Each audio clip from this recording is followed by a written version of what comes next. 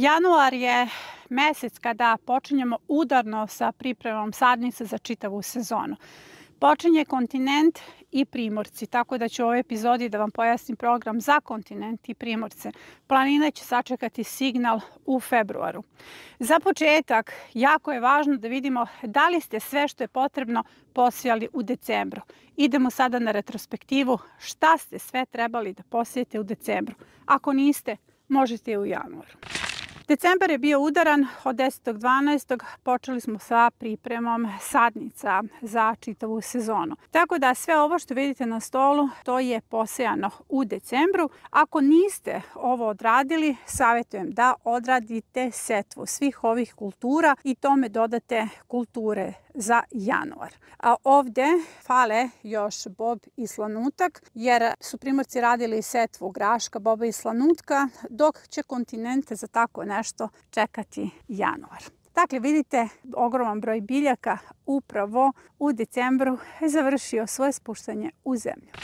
Kada su u pitanju decembarske sadnice, postoji nekoliko ključnih pitanja. Kao prvo, do kada ostaje ova folija? Ova folija je zaštita vaših malih biljaka. Zaštita je od vremenskog uticaja, a čuva i vlagu, zato što ćete sami primetiti da se sakuplja kondens na ovoj foliji. Drugo, tu foliju skidate tek onda kada fizički počne da smeta vašim biljkama, a to je onda kada male biljke počinju glavama da udaraju foliju. Za sada su ove biljke male i folija ostaje do daljnjeg. Kada je u pitanju zalivanje, to je još jedno od čestih pitanja. Samo špricate vodom, nema zalivanja.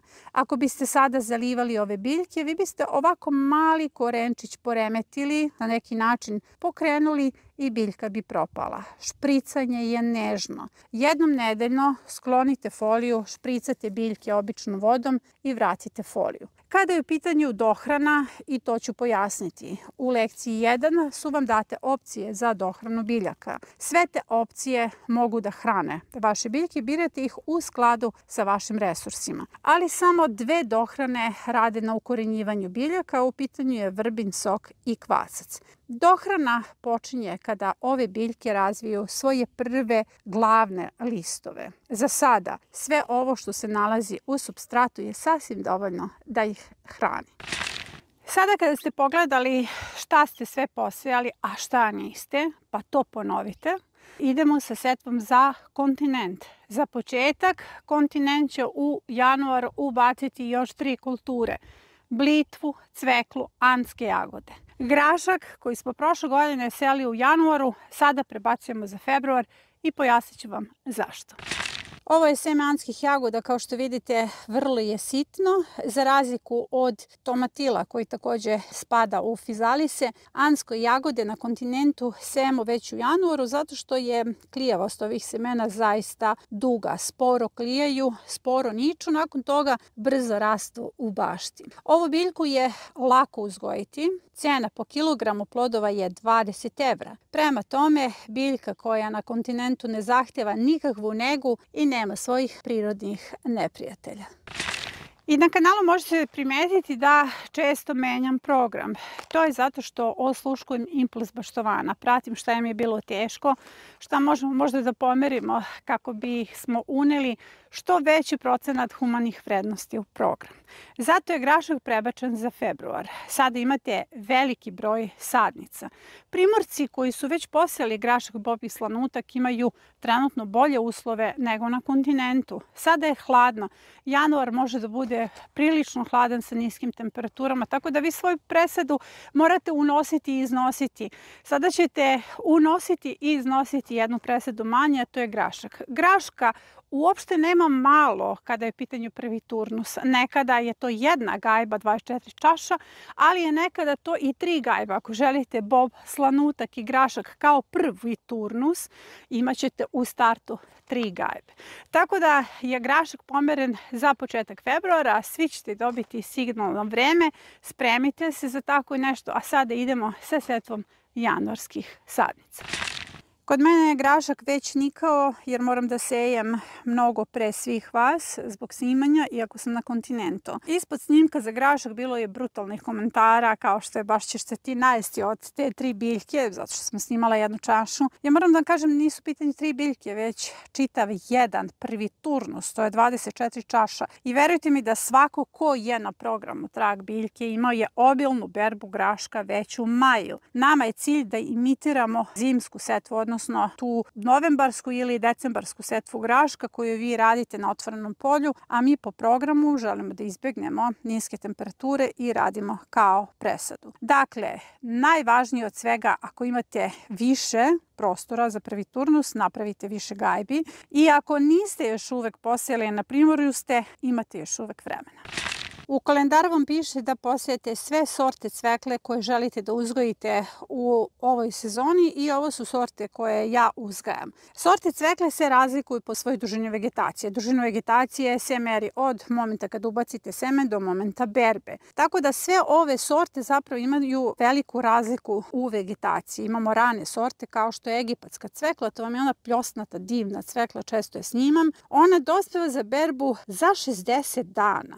Zatim imate Detroit koji dospeva za berbu za 70 dana. Nakon toga imate Bikor, ovo imitira Bikor, u pitanju je druga sorta, ali je slična toj Bikor sorti za 100 dana i Cilindru za 130 dana. Dakle, šta mi ovdje radimo? Mi ovdje radimo sortni turnus. Sortni turnus nam je vrlo bitan. Zašto? Zato što je najveća greška ostaviti sve cvekle do kraja sezone, pa ih onda uberete i skladištite. One tada propadaju u skladištu.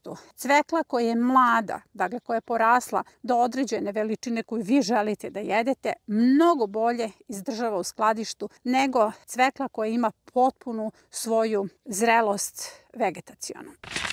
Ovo je Bikor koji sam ubrala kao mladi plod, već 2 mjeseca stoji u skladištu i pogledajte, potpuno je sveža biljka. Dakle, ako berete mlade plodove, imate sortni turnus, imat ćete i svežu hranu tokom čitave sezone. Za razliku od kontinenta koji ulaze sa samo 3 sorte, primorci imaju čitav asortiman sorti. U pitanju su paradajzi za čitavu sezonu, paprike za čitavu sezonu, patliđan za čitavu sezonu. Zatim idemo sa naklijavanjem batata i krompira. Cvekla i blitva se podrazumevaju, anske jagode i tomatilo. Tomatilo spada u rang paradajza, tako da se seju istog dana. Što se batata tiče, kupite batat u marketu ako ga nemate. Birajte ovako komade srednje veličine. Nemojte one krupne komade jer ćete čekati čitavu večnost da vam sve to proklija, a možete i naklijavati batat od prošle godine. Mogu se naklijavati i sitniji primjerci. Uglavnom, što je sitniji batat, on brže proklija.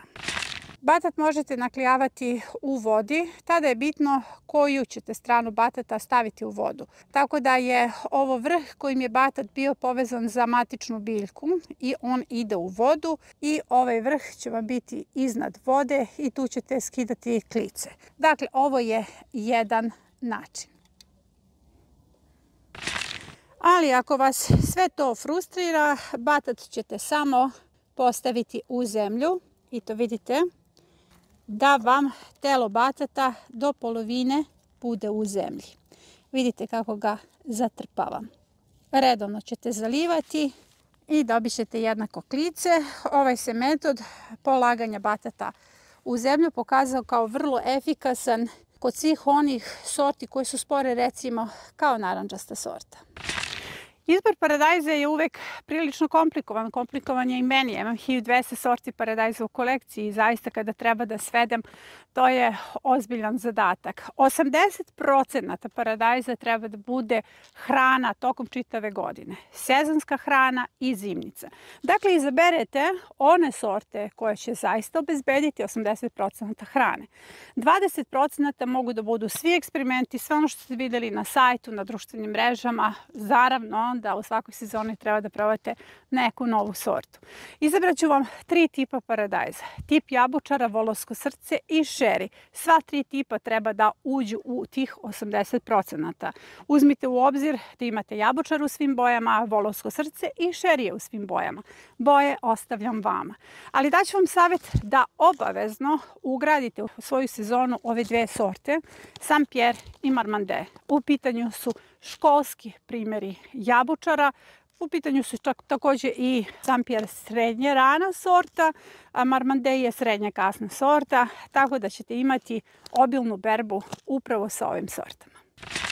U januaru idemo sa naklijavanjem krompira, imate puno epizoda na tu temu, kako ćete raditi naklijavanje, da li ćete na tacni ili ćete samo držati u nekoj posudi na toplijem mestu. Naklijavanje je za primorce vrlo važno, već krajem februara idete u sadnju krompira na otvorenom polju, a kao što sam rekla, program se svake godine menja, pratimo klimatske promjene, a ovo su 2 sorte koje ću ja naklijavati i to na malo drugačiji način, zato što su ove 2 sorte najugroženije u bašti. Pokazalo se da je te retke sorte koje želite da umnožite najvažnije zapravo uzgojiti u gajbama.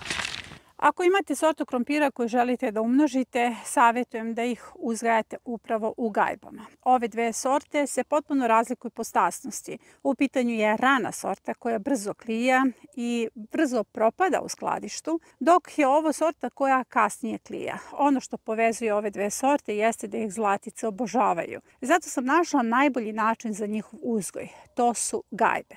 Ove godine uzgojila sam obe vrste krompira u gajbama i iznenadio me je obilan rod i lakoća uzgoja, a s druge strane zlatice ih uopšte nisu pronašle.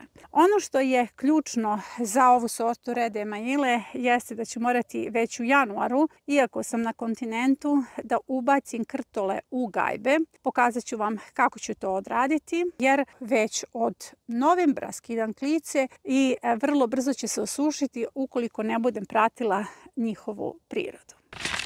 Retke sorte krompira kao što je Red Emaille koji vrlo brzo gube svoju vlažnost, suše se i propadaju, jako je bitno rano posaditi. Na kontinentu ne možemo rano da ih sadimo baš na otvorenom polju jer će smrznuti. Zato ja imitiram svoju baštu. Napunila sam gajbu punu zemlje, obične zemlje u koju ću posaditi moje krtole. Ovu gajbu ću staviti na hladno i mračno mesto da što sporije klija, ali da to bude ugodna sredina za moj krompir. Ovo je na neki način stratifikacija krtola. Ova je sorta vrlo osetljiva zato što se uglavnom uzgaja po nekim Amerikama. Kod nas joj ne odgovaraju uslovi zato što joj je potrebno rana sadnja. To sam primijetila tokom par godina uzgoja jer se krtole vrlo brzo suše i onda u zemlji istrunu. Ovo je način da se krtole sačuvaju. Kao što vidite, ja sam ih gusto poređala zato što hoću da iskoristim jednu gajbu za što više krtola i preko toga sada ide 5 cm zemlje. Samo ću malo da navlažim, ne smete puno da zalivate sve ovo, samo koliko da zemlja zadržava svoju vlagu i ide na hladno i tamno mesto. I kada su paprike u pitanju, daću vam isti savjet. 80% izbor sorti se mora rukovoditi hranom za čitavu sezonu. Zato ću vam dati savjet. Prva sorta treba da bude Amanda. Amanda vam obezbeđuje sezonsku hranu, zato je ovdje izabrana, jer nju ćete jesti preko leta, to su one žute špicaste paprike koje vrlo brzo dospevaju za berbu. Druga 2 tipa paprika treba da budu ajvaruše i babure. Tu zaista imate širok spektar sorti, izaberite sa kojom god imate pozitivno iskustvo. U onih 20% neka uđu čili, neka uđu sve one sorte koje želite da probate. Sezona je jedna i zaista možete da probate različite vrste sorti koje ste vidjeli na sajtu. Setva januarske presade radi se na isti način kao i u decembru. U samom spisku sorti u kalendarima koji su ubačeni u čitaonicu pojasnila sam vam dužinu klijanja svake sorte. Sve ostalo vezano za dubinu saksija, da li će ići kolektivna ili ćemo pikirati, objasnit ću u lekciji 2. Za početak, za sve vas koji gledate epizodu, pripremite saksiju, stavite ubrus, rasporedite semena na određenoj udaljenosti od 2 cm, jer većinu ovog nećemo pikirati. Što se primoraca tiče, program je prilično intenzivan zato što želim da svoje sadnice dovedete do plodonošenja tamo negde već početkom juna kada kod vas kreću visoke temperature. Velika je greška kada pratite setvu na kontinentu pa recimo ubacujete paradajz koji nije potpuno razvijen tamo negde u maju mesec, kod vas već kreću visoke temperature i tada biljke doživljavaju stres. Cilj programa je da vas dovedemo do faze plodonošenja onda kada kod vas kreću visoke temperature. Dakle, primorci od decembra do maja intenzivno seju i sade, nakon toga ubiru plodove.